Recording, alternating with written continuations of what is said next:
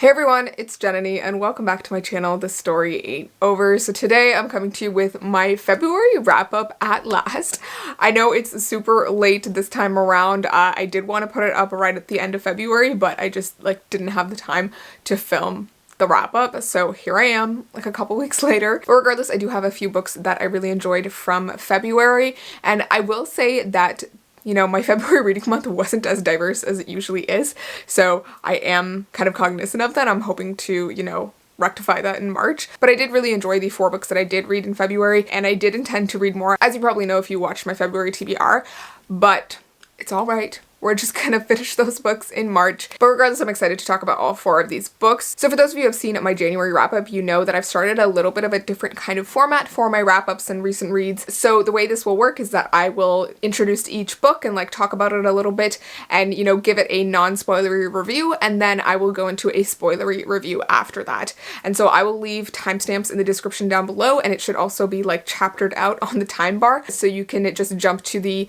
book that you want to hear about or, want to get spoiled on or not spoiled on. But yeah, overall, I think I had a really great reading month in terms of quality. I really enjoyed all of these books. They all just sort of sucked me in, and I am just so excited to talk about them.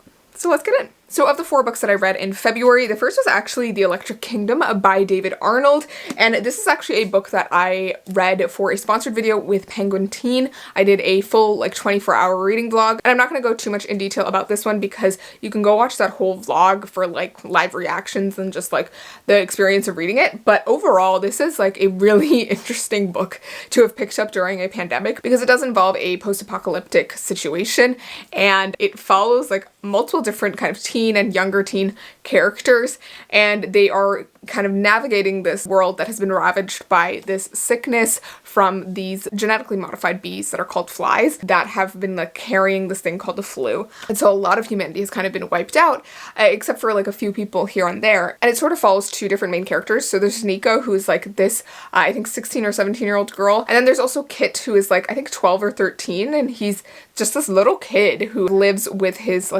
surrogate family, his adopted family, and also his mother, who dies very early on in the book. And so he and his adopted siblings kind of venture out to figure out where they can survive, and they end up crossing paths with Nico, whose parents have also been exposed to the fly flu, and so she is also venturing out on kind of a mission from her father. And these 2 groups kind of meet along with another group of teenagers, and I'm not explaining this right in any way, but this book did give me vibes of The Marrow Thieves by Sherry Dimeline, and it also reminded me a lot of Angel Fall by Susan E., especially in terms of the post-apocalyptic setting of both of those books. But what I thought was super interesting about this one is that it is a bit sci-fi-ish, not only in the setting, this dystopian setting, but also in the way that it deals with time. And I don't want to spoil this too much because I feel it's definitely one of those books that you need to just kind of experience. But there is a character called the Deliverer who we don't know too much about, but as you kind of go through the book, you start to learn that they may be someone that we actually know. And it is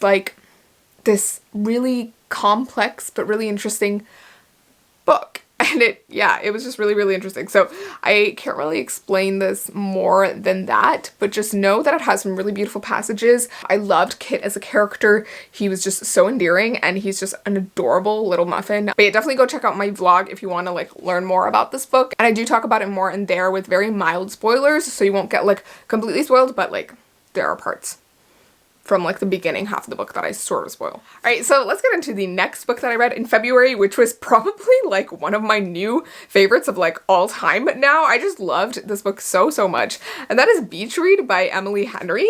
And y'all, so many people told me that they either loved this or they hated it, and I was so on the fence about picking this up. I had heard so many, mixed opinions about it, and I just didn't know what to feel. But honestly, after wanting to venture into adult books more this year, I think this was such a treat, and it was just so much fun. And it was definitely the type of romance that I really enjoy, that has every aspect to it, both a witty couple that has really great banter, but also an interesting connection. They start out sort of enemies to lovers, but it really turns into sort of a friends to lovers thing.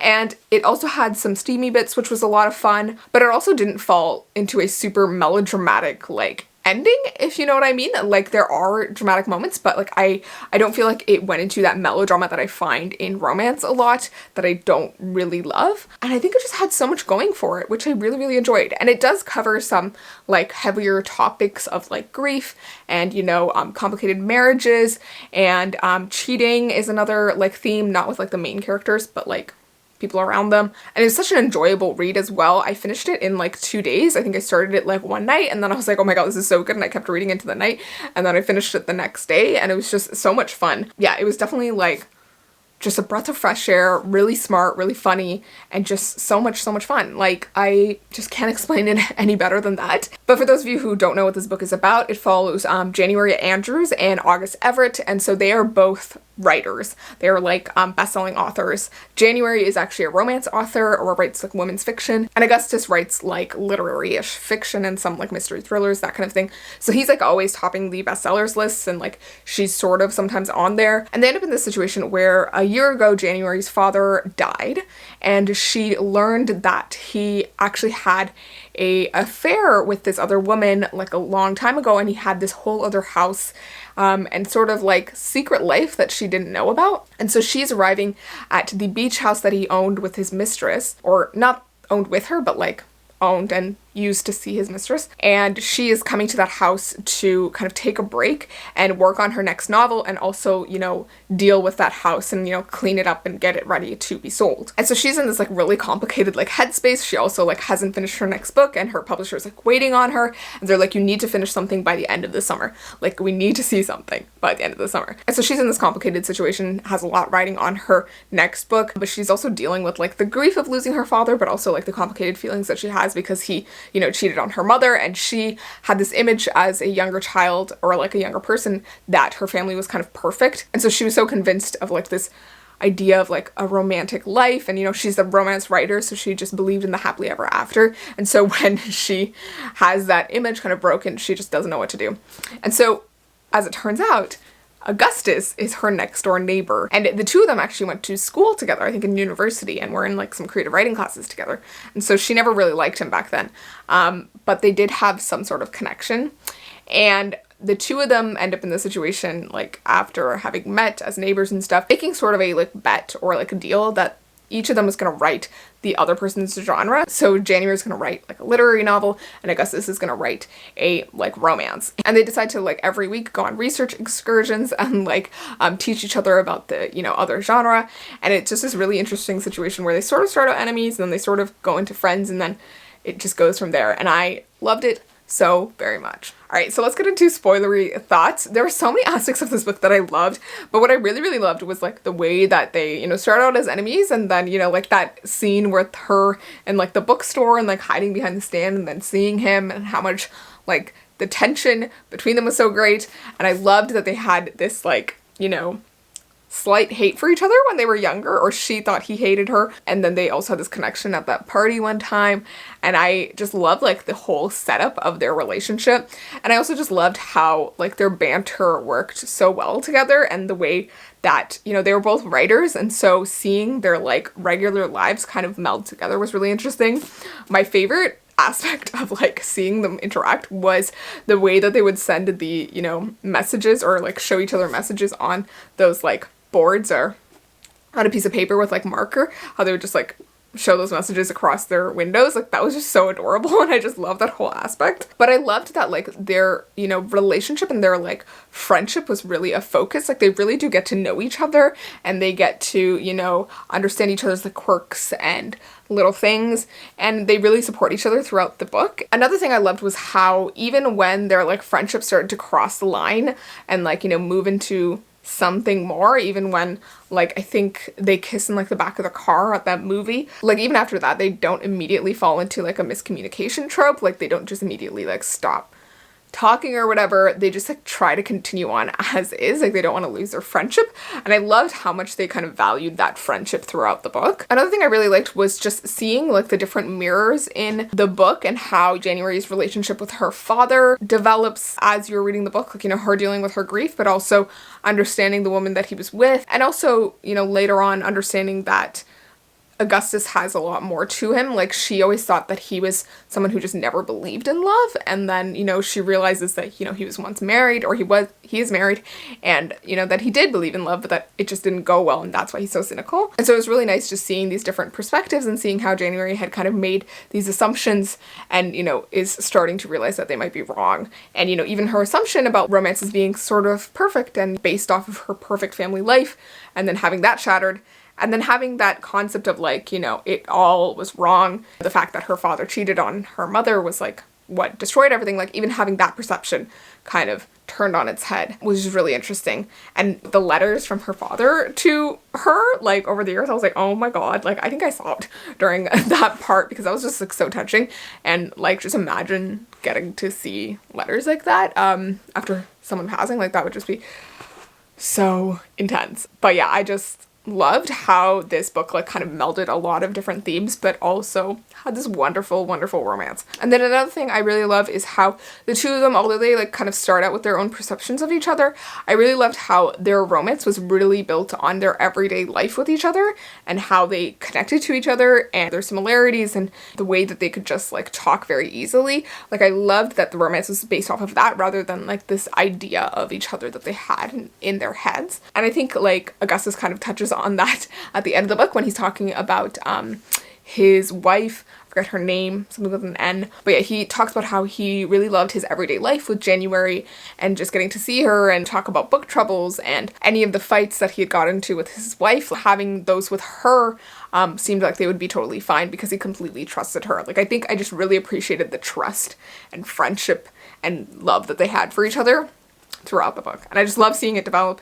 Like, it starts out really slow and budding, and then it just keeps growing until you hit this, like, tension point before they, like, do it. And it was just really, really great. And I just loved it. I loved it so much. It was just such a fun, sweet book. And I definitely, like, I'm starting to forget what happened now, like, even a month later. And I think I want to reread it, like, in the summer, like, on the beach, actually, because I think it's just one that I will enjoy anytime I come back to it. So yeah, really, really happy with this read and excited to read more from Emily Henry, I think. Alright, the next book that I finished in February is The House in the Cerulean Sea by TJ Klune. And this was, like, the best decision I made to, you know, pick up this book. This was on my wish list for 2021, like, the books that I wasn't necessarily gonna buy, but I really wanted to read and pick up. And I think I just bit the bullet and decided to buy it. I don't remember exactly why, but I think I had just seen a bunch of people posting about it and I was excited by it, but I didn't actually know too much about this. I just heard, like, really great reviews about it. And everyone was right. It was fantastic. It was just such a sweet and beautiful and wholesome book. And it's a bit of contemporary, but mostly fantasy, but sort of set in our real world. And it has some of the most endearing characters you will ever find. And I think it just warmed my heart the entire time reading this book. Like, it brought me so much joy just, like, opening it up and, like, listening to the audiobook and all of that. So yeah, it's just a really, like, enjoyable, sweet book that will just put a smile on your face. And in some ways it actually felt sort of like a Pixar movie without, like, the sad ending. And it also started to feel like a middle grade book in some senses because of the kind of whimsical nature of the book, but also just how wholesome it was. And in some ways sort of a, like, happier version of Miss Peregrine's Home for Peculiar Children. But this is a super gay book that follows our main character, Linus Baker, who is a caseworker for the department in charge of magical youth. And his job is basically going to different orphanages that house magical children and making sure that they're running properly. And if they aren't, he shuts them down. But he's always been a very straight-laced person and has, like, the rule book memorized.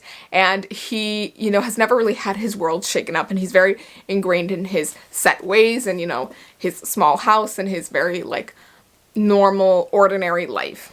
But when he is given a new case to work on that requires him to go to this, like, island in the middle of the Cerulean Sea, his world is kind of shaken up because he's sent to observe this kind of orphanage that everyone has kind of been talking about, run by this man named Arthur Parnassus.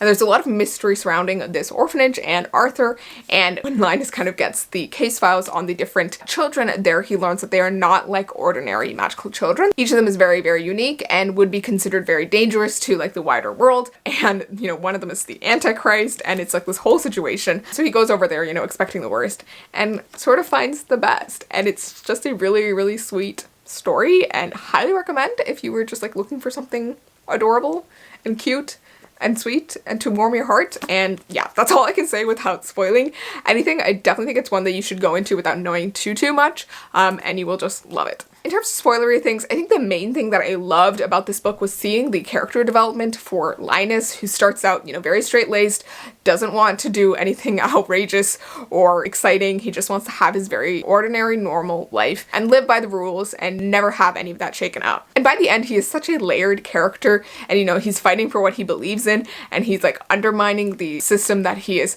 followed for so long, and it was just so like heartwarming to see that. And I just love seeing his perceptions and his ingrained truths just get overturned as he interacted with the children and with Arthur at the orphanage, and it was just so great just seeing that like character development. And he was such an endearing character to follow as well. I love that he wasn't like a perfect character. He had like flaws, and he also wasn't like the typical like young hero or like even young female hero like going to this unknown world and learning more. Like it was like these two gay guys, and I love that. But Linus is also like older. He's like 40 years old, and he is meeting this other like 45-year-old when he gets there, and it's just this like really nice like love story as well of like these two older men. And I just love that it was like a very uncomplicated look at just like finding love when you're older, and I like that. And I also love that although the romance is there, is kind of secondary to their relationship to the children, and that was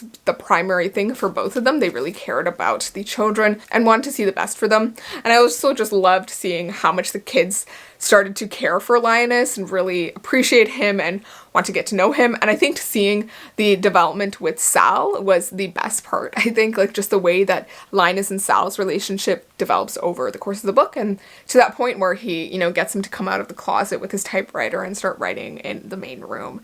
And I love that. But in terms of characters, I also really loved Lucy, who's just so funny and just so adorable. And I actually really loved the audiobook narrator for this because they did different voices for each of the characters so that it made it really easy to like differentiate them. And Lucy's was just so funny, and I really loved him as a character, and I loved like the very philosophical things that he would think about. I also really loved Zoe Chapelwaite, Miss Chapelwaite. She was just a fun character, and I loved her vibe, and just how protective she was of the kids and of Arthur was just so sweet. And I love that she was queer also. That was just really nice too.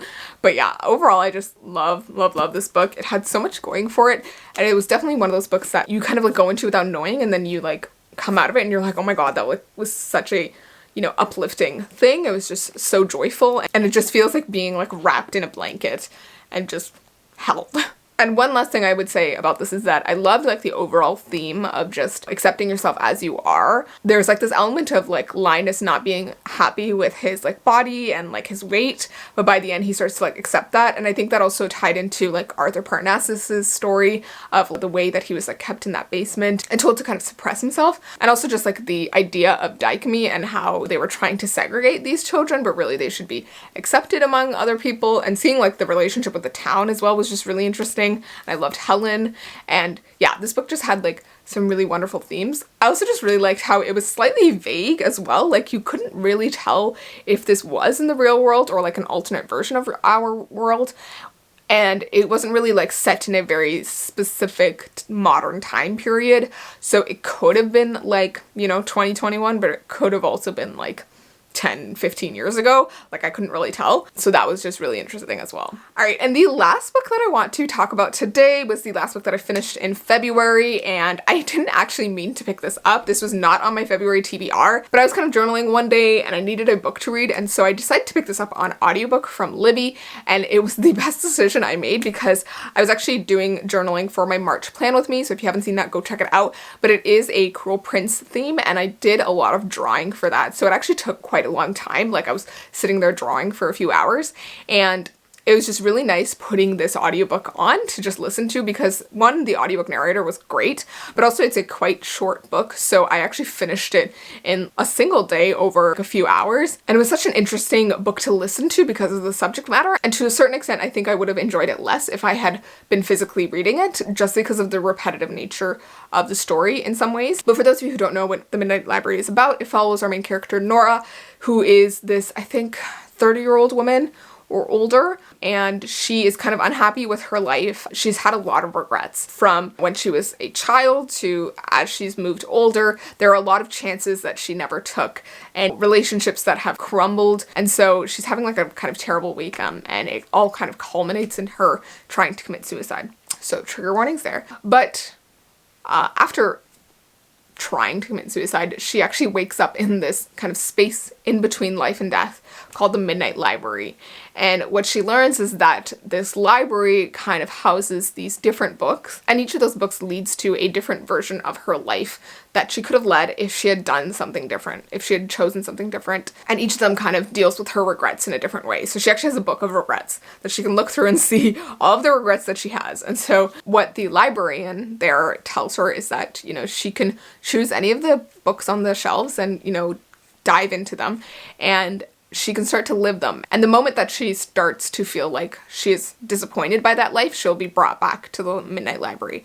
But at any point, if she is living one of those lives and she feels satisfied with them, and, you know, she'll just continue to live in them, she can eventually kind of just continuously live in that life, and just that can be her new life. But when she like initially falls into each life, she doesn't know what's going on. She has no context, and she doesn't have any memory of that life either. So it's like a little bit tricky. And so it's this really, really interesting situation where she gets to like be in a new life and see how her life could have gone if she had done things differently. And it was a really, really interesting read, and raises a lot of questions about your life and regrets and decisions that you make. And I thought it was just so interesting, and it was a really nice experience just listening to it, I think, and I just had so much fun with it. So it was a really great read. Personally, to me, I love the concept of like regret, and, you know, the idea of like, what if your life had been different? What would you do differently? And also the concept of decisions. But I also just loved how this was a super short book and moved quite quickly, but it also dealt with some really heavy topics like grief, addiction, suicide, depression, all of those things. And it had some really beautiful relationships as well. All right, so on to some spoilery thoughts for this.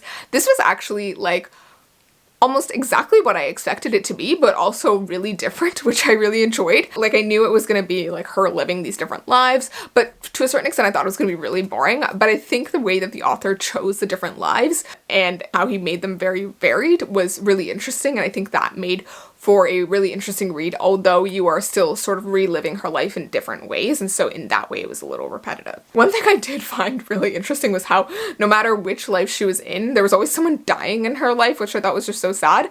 But I think it's really interesting to see how in some instances, like, she was okay with a certain death and some she wasn't, and it was also interesting to see how a lot of the lives that she had regrets about, the decisions that she had regrets about, they all had to do with pleasing someone else in her life. Like, the thing to do with the swimming was, you know, a decision she makes to please her father in that life. The life where she owns that, I think, bar with her boyfriend, that was a decision for his sake. And then there's also like the life where she's like in the band and she's like the lead singer or whatever. And in that life, it was to please her brother, who ends up dead in that scenario.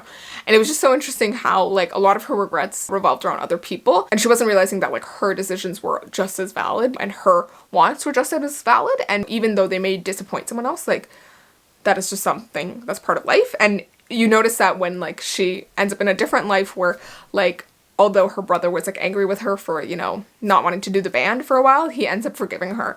And I think she just hadn't reached the point where she realized that like people could move past these things. Another thing I found really interesting was how she ends up meeting another character who is in a similar situation to her, like in between life and death, and how like the space between life and death is a different like thing for them. So hers is a library, but I think his was, I forget what his was, but it's like a different concept, and it just like is, you know, affected by who the person is. Another thing I loved was how, although this book was like very heavy in some ways, it was also really, really funny. I love the concept of the fact that like she didn't know what was going on every time she entered a life. She didn't have any memory. So a lot of times it was these really hilarious situations where she was trying to figure out what's happening and like figure out her relationship with people. And I just thought that that was like really, really funny, and I enjoyed that a lot. And I also just loved Nora as a character. I think she was really interesting to follow because she was so flawed, and, you know, she had made some bad decisions before and she was trying to rectify them. And I liked following her as a character. I think she just wanted more and she wanted better. And I think seeing her journey to like figuring out that she can still make things right in her actual real life, that was like really inspiring. And I just love the way that at the end we come back to her and her brother. I thought that that was super, super sweet, and how he comes to the hospital, and that was just a really beautiful ending, I think. But I also really, really loved the life where she ends up with that guy who like came to her door when her cat died, and like how she had the child as well. I thought that was really, really interesting. And it was interesting how she talks about like among all of the lives that she chose, like in some she has children, in some she doesn't, in some she's married, in some she isn't. And there was just so many variations to her life, which I thought was just so interesting. Like, and also the way that like she as a person was different in each life because she had made different decisions, she had chosen to do different things. And like, you know, in some she did the PhD, in some she didn't, in some she was like, you know, continued with the band and she was like famous, and in others she wasn't. And it was, yeah, just super cool seeing like the variations, I think. All right, but those are all the books that I wanted to talk about today. I feel like I've been talking for ages, but for those of you who have only clicked on one of the books, I guess it hasn't been that long. But I really enjoyed all of the books that I read this month, and it was just a really interesting mix of like fantasy and, you know, contemporary and just some really deep fiction, and I love the mix that I had. And it was also just a lot of fun reading more adult this month and delving into that space and finding that I really, really enjoy it. I think I really connected to a lot of these characters in these books because they were older and had experiences that I could relate to, so that was really nice. But yeah, I would love to know what you guys read during February and what you thought of those books. And if you have read any of these books that I talked about today, let me know your thoughts. But as always, if you want to hear more updates on my reading and life, you can check out my Instagram, Twitter, and Goodreads in the description down below. And I will see you in my next video, so please remember that the story ain't over. Bye!